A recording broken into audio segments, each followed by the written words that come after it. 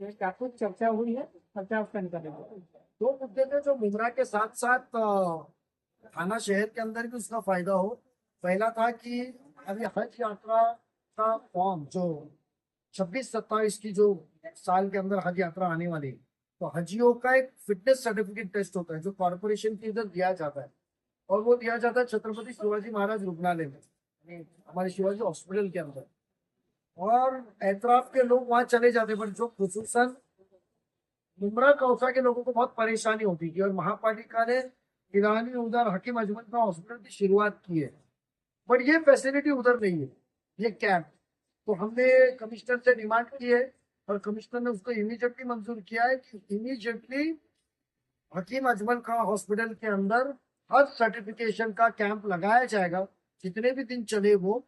तो वहां के एतराफ में मुमरा कौसा और एतराफ के लोगों को कलवाने आना पड़े। थाना के लोग कलवा जाएंगे और वहां के लोगों को वही होगा। तो वो राहत देने का काम आज हमारी राष्ट्रवादी कांग्रेस पार्टी के सभी साबिक कॉर्पोरेटर, जिम्मेदारान, नेता और सबके साथ हमने मिलकर किया। साथ ही साथ उस हल्के के अंदर लोगों को रोजगार मिले और यूनानी हॉस्पिटल वहां शुरू हो जाए, क्योंकि हकीम अजमल खां जो ये यूनानी एक्सपर्ट थे इस देश के, और भारत के सबसे आला दर्जे के एक्सपर्ट डॉक्टर थे जिन्होंने बहुत उनका योगदान, उनका कॉन्ट्रीब्यूशन है इस यूनानी मेडिसिन के अंदर। और उनके नाम के हॉस्पिटल के अंदर यूनानी सेंटर नहीं है।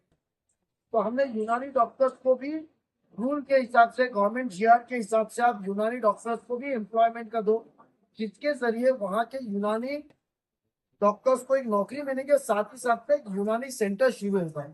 तो ये दो चीज की डिमांड रखी है हमने। और तीसरा हमने कमिश्नर से डिमांड की है कि आज आपने देखे रहेंगे कि मुमरा के अंदर, कौसा के अंदर और कलवा के लोगों को भी उसका फायदा होगा, थाना के लोगों को भी फायदा होगा। क्या छत्रपति शिवाजी हॉस्पिटल के अंदर एक सादा बेड भी नहीं मिल रहा है।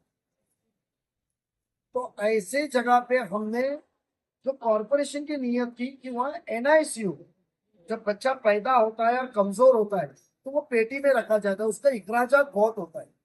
4-5 दिन का बिल कम से कम लाख रुपए के ऊपर आता है।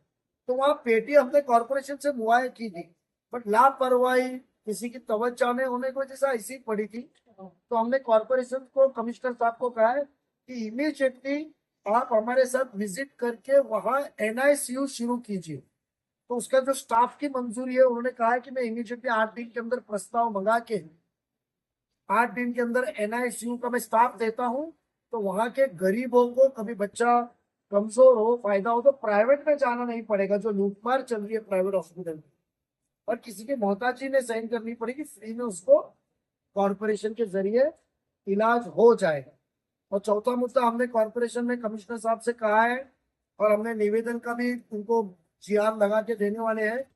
जो नुकसान थाने शहर के अंदर हुआ है, तो 65 मीटर के ऊपर पानी गिरता है तो उसको अतिवृष्टि डिक्लेयर किया जाता है, गवर्नमेंट का जीआर है। तो उस तरीके से जो पहाड़ का पानी मुमरा कौसा के अंदर लोगों के घरे में घुसा, राबोरी में, क्रांति नगर, बापूजी नगर, मार्क्स नगर जैसे में आया, तो जो कीचड़ पूरा आया है, लोगों के घरों की दीवारें कुछ कमजोर हो गई है, गिर गई है। तो ये सब चीज का नुकसान भरपाई आज शासन की तरफ मांग कीजिए या कॉरपोरेशन से कराइए। ये 4 मुद्दे हमने आज कमिश्नर से मांगे, और चारों चीज के अंदर से 3 मुद्दे, तीन मुद्दों को उन्होंने ओके किया है।